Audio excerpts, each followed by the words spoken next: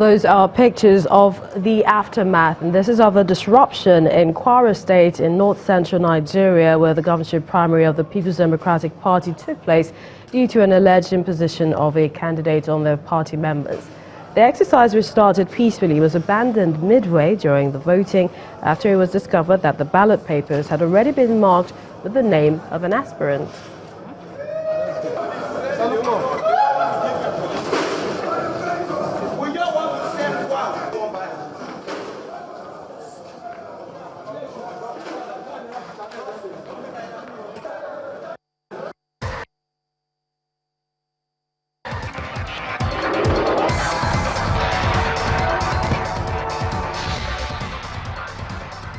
In sports, Nigeria's the Tigers have finished their FIBA Women's World Cup campaign in the 8th position after losing by a single point, 72-73 points, to number 5 ranked Canada in their classification game.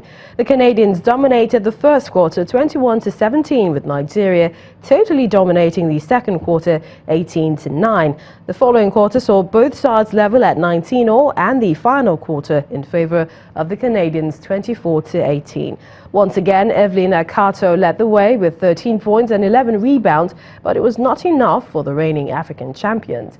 In all, the Tigers finished with a record of 3 wins and 4 defeats to place 8th out of the 16 participating countries. Prior to the tournament in Spain, Nigeria had never won a game at the FIBA Women's World Cup.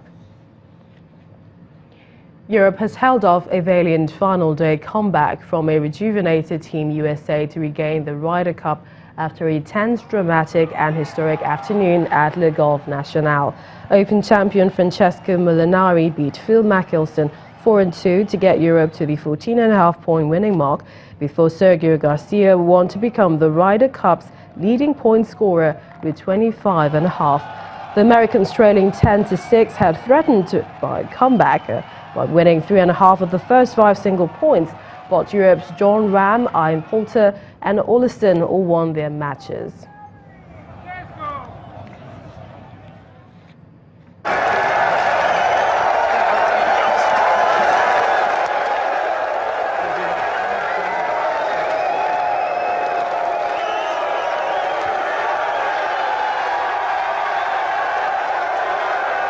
They've been amazing.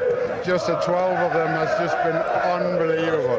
The way they bonded with each other, there were things they done, and how they just get together and do a proper job. You know, they were determined. They just set out to do a job themselves, and for me, it was an easy job to guide them in that direction.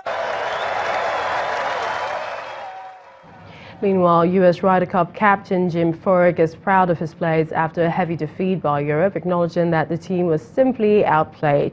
The home side, playing in France for the first time, had started the day 10-6 up, needing to secure 4.5 of the 12 points available to win back the trophy. 12 guys. It was an honor to serve as their captain. I had 5 of my closest friends as vice captains that are world-class players as well. It was a group effort. So I think at the end of the day, I mean, you just got to tip your cap. They outplayed us.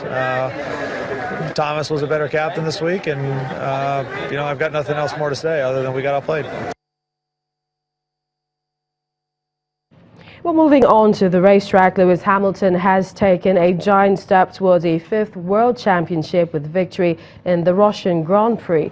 Well, Hamilton benefited from team orders as Mercedes told his teammate Valtteri Bottas to let him by half distance to protect against rival Sebastian Vettel. But Hamilton had to pass Vettel on track to get into a position to benefit from the orders after being passed at the pit stops.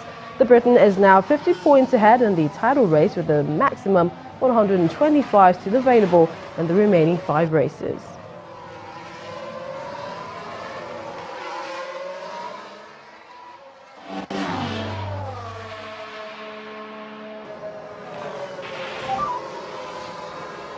Valtteri, this is Toto. Difficult day for you and difficult day for us. Let's discuss it afterwards when we come together.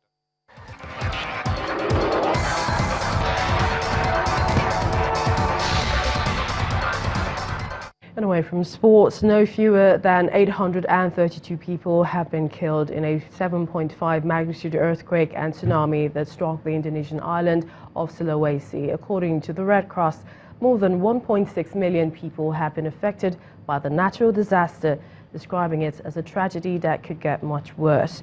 The Indonesian Vice President says the death toll could rise into the thousands.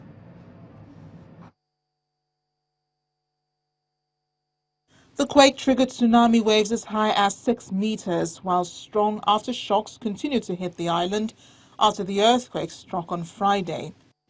Many remain missing in the city of 335,000, some thought to be trapped in the debris of collapsed buildings. Rescue teams dug by hand to free 24 people trapped in the rubble of the Ra Hotel in the city of Palu, but there are fears that dozens more remain trapped. One survivor, 40-year-old Mia, was shopping at Palu's Ramayana Mall with her daughters. They managed to escape by pushing down a broken escalator, but she said the experience was horrible. President Joko Widodo on Sunday visited Palu, the coastal city of Sulawesi Island. In the meantime, a military cargo plane has evacuated 200 people from Palu, prioritizing those who were injured and needed further medical assistance and those who were stranded there.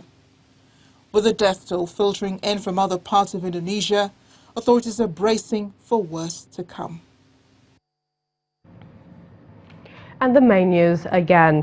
The Nigeria Labour Congress NLC today called off its warning strike just 2 days after commencement. The Labour leaders sought the formal invitation from the federal government to reconvene the tripartite committee meeting as reason for the suspension.